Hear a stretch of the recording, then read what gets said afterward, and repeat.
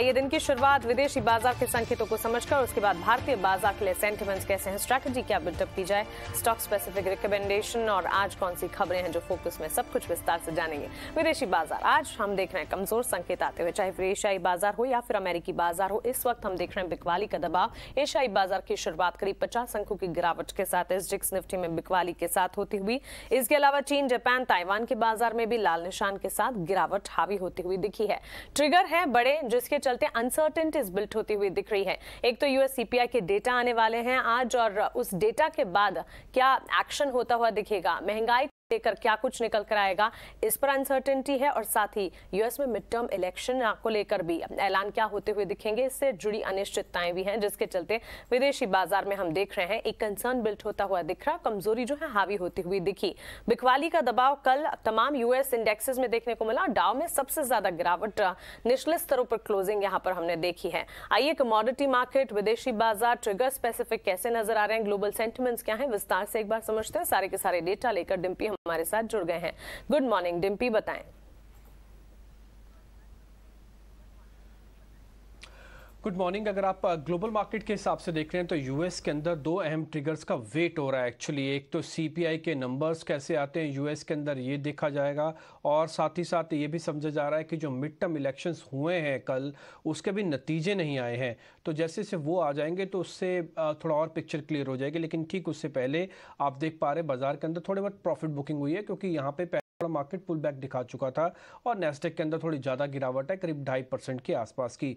दूसरी अगर अहम नंबर आप देखना चाहेंगे तो आप यूरोपियन मार्केट्स में भी बिल्कुल ठहराव देख पा रहे हैं। वहाँ पर भी कुछ खास बड़ी उथल पुथल नहीं हो रही है। इनफैक्ट वो भी यही समझना चाहते हैं कि एक तो मिड टर्म के इलेक्शंस का फाइनल रिजल्ट्स क्या रहता है और सीपीआई के नंबर्स यूएस मार्केट्स में क्या होते हैं, इसलिए वहाँ पर भी एक रेंज का ही कारोबार आपको देखने को मिल रहा है। रही बात सीपीआई के नंबर जो यूएस की, जिसके बारे में बार बार हम चर्चा कर रहे हैं, ये कैसे रहने चाहिए वे मैं बता देता हूँ। ये बढ़कर तो आएंगे 0.5%, लेकिन ये 6.5% के आसपास के दायरे में रहने की इसकी उम्मीद है। तो ये कुछ एक इंपॉर्टेंट पॉइंट है। एक और चीज़ मैं आपको नोटिस करा दूं ग्लोबल मार्केट्स में, वो है कच्चा तेल। दो इंपॉर्टेंट फैक्टर हैं। पहला, एक तो यूएस में क्रूड की इन्वेंट्री बढ़ी है, उससे क्रूड के दाम थोड़े नीचे आ गए हैं। दूसरा, कोविड की वजह से, क्योंकि चाइना में पहले लगता कि चाइना ओपन अप हो जाएगा, लेकिन कोविड के केसेस थोड़े अभी भी हैं, तो इसलिए पूरी तरह से ओपन अप नहीं है, तो इसलिए वहाँ पर भी थोड़ा प्रेशर आने की वजह से क्रूड के दाम में थोड़ी गिरावट आई है। लेकिन इसके उलट अगर आप जीआरएम्स के हिसाब से देखेंगे तो शेवरॉन रिफाइनरी में आग लगने की वजह से जीआरएम्स थोड़े बढ़ गए हैं, $8 के आसपास पहुंच गए हैं। ये सिंगापुर जीआरएम्स की मैं बात बोल रहा हूं। इससे भारतीय बाजारों में रिलायंस जैसे शेयर्स पे आज पॉजिटिव इंपैक्ट पड़ सकता है, क्योंकि जीआरएम्स बढ़ने का बेनिफिट होता है। इसके अलावा ग्लोबल मार्केट्स में अगर आप देखेंगे तो एशियन मार्केट्स पर भी ध्यान रखिएगा। चाइना का सीपीआई का नंबर भी आया है जो कि बढ़कर आया है 2.2, हालांकि सितंबर में ये नंबर था 2.8% का। कोई ज़्यादा बड़ी बात नहीं है, उल्टा मॉडरेट हुआ है। चाइना के अंदर भी सीपीआई, क्योंकि कोविड केसेस थे इसलिए उनका सीपीआई थोड़ा डाउन हो गया। तो कुल मिला के दो अहम ट्रिगर, पहला यूएस का सीपीआई का नंबर, दूसरा मिड टर्म इलेक्शंस के नंबर्स का भी वेट हो रहा है। इसी वजह से बाजार थोड़े प्रॉफिट बुकिंग करके एक दायरे में कर रहे हैं कामकाज। कुल डिम्पी, शुक्रिया आपका विदेशी बाजार संकेत में बताने के लिए। तो ट्रिगर्स तो हैं, मिड टर्म इलेक्शन के आउटकम क्या निकल कर आते हैं, डेटा, और आज गुरुवार है, वीकली जॉबलेस क्लेम के डेटा भी स्लेटेड हैं, तो इस पर भी नजर रखनी है। तो कई सारे ट्रिगर्स हैं जिसके चलते हम देख रहे हैं कि बाजार में एक कंसर्न बिल्ट होता है और बिकवाली का दबाव नजर आ रहा है। हालांकि यूएस का सीपीआई का डेटा जो है, इन्फ्लेशन को लेकर जो कमेंट्री निकल कर आएगी, वो सबसे इंपॉर्टेंट होंगे इन तमाम ट्रिगर्स में, और हमें समझना होगा कि इन्फ्लेशन को लेकर कमेंट्री क्या निकल कर आ रही है, क्योंकि सबसे बड़ी एक कह सकते हैं कंसर्न जो है इस वक्त इन्फ्लेशन ही है।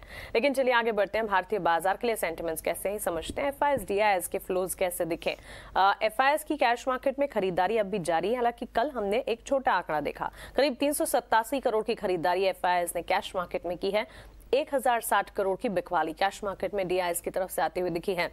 वायदा बाजार की अगर डेटा देखेंगे, वहां पर भी एफआईएस की खरीदारी है। 405 करोड़ की खरीदारी एफआईएस ने इंडेक्स फ्यूचर्स में की है और 4277 करोड़ की खरीदारी इंडेक्स ऑप्शंस में एफआईएस की तरफ से आती हुई।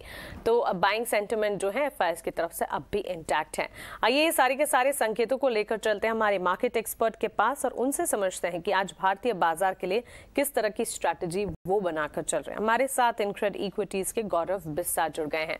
गौरव, गुड मॉर्निंग, स्वागत है आपका 18 आवर स्वदेश पर।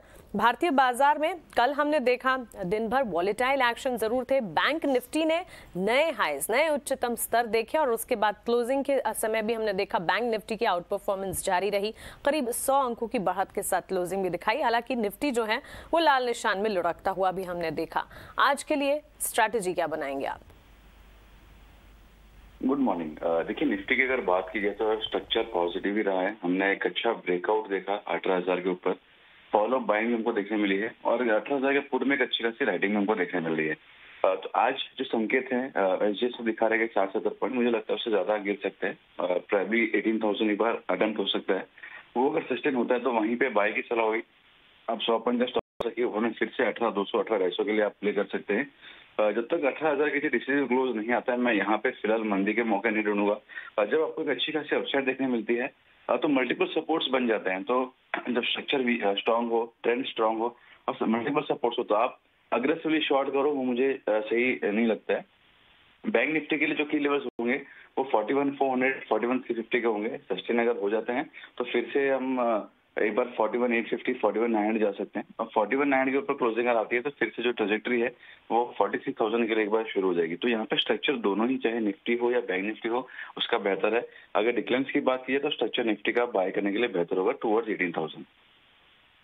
बैंक निफ्टी दोनों पर अंडरटोन पॉजिटिव है और स्ट्रेटजी अभी आपके टीवी स्क्रीन पर खरीदारी के मौके और 43,000 तक की कूच बैंक निफ्टी कर सकता है। हालांकि इमीडिएट टारगेट्स बैंक निफ्टी के लिए 41,900 के मानकर हमें चलने हैं और निफ्टी में भी खरीदारी की राय 18,250 के टारगेट से इनिशियली मानकर चलें। गौरव, आज के लिए स्टॉक्स कौन से हैं आपके रेडार पर? पहला हुआ कैनफिन होम्स। यहाँ पे अगर आप देखेंगे तो काफी एक अच्छा करेक्शन हमको देखने मिला। उसके बाद में पिछले कुछ दिनों से एक अच्छे दायरे में ये ट्रेड कर रहा था, थोड़ा वॉल्यूम पिकअप हुए थे। कल आवरली चार्ट देख लीजिए या 2 आवरली चार्ट देख लीजिए, एक अच्छा ब्रेकआउट हमको देखने मिला और हाइगेनोशी चार्ट में ब्रेकआउट हो गया है। इचिमो को सेटअप पॉजिटिव है, तो यहाँ पे 565 के लक्ष्य के लिए कैनफिन होम्स को बाय किया जाता है। 515 का इसमें स्टॉप लॉस होगा। दूसरा है वेदांता। यहाँ पे अगर आप देखेंगे तो काफी एक अच्छा ब्रेकआउट हमको देखने मिलता है। 290 292 में एक ट्रायंगल पैटर्न का ब्रेकआउट था। उसके बाद में स्टॉक ने 10% की उछाल लगे तकरीबन 350 के लिए। कल हमने करेक्शन आते हुए देखा था कि अगले 2 दिन से अगर आप देखेंगे तो करेक्शन हमको देखने मिला था टुवर्ड्स 300 305। वहीं पे इसके सपोर्ट्स आ रहे हैं और वहां से कहीं उछाल देखने मिलती है, तो स्टेबिलिटी वहां पे देखने मिल रही है। तो यहाँ पे वेदांता बाय कर सकते हैं। 330 का इसमें लक्ष्य होगा और 297 का इसमें स्टॉप लॉस होगा। शुक्रिया हमारे साथ जुड़ने के लिए, ट्रेड स्ट्रेटजी और मार्केट पर अपना आउटलुक हमारे साथ शेयर करने के लिए। 2 शेयर्स है गौरव की तरफ से, वेदांता और साथ ही कैनफिन होम्स। कैनफिन होम्स को लगातार हम चर्चा भी कर रहे हैं और कल भी ओपनिंग सेशन में हमारे टेक्निकल एक्सपर्ट्स के रेडार पर कैनफिन होम्स का स्टॉक था। अच्छी मजबूती के बीच यहाँ पर ट्रेड्स नजर आ रहे हैं। 565 तक के टारगेट्स यहाँ से और ज्यादा तेजी के देखने को मिल सकते हैं। लेकिन आइए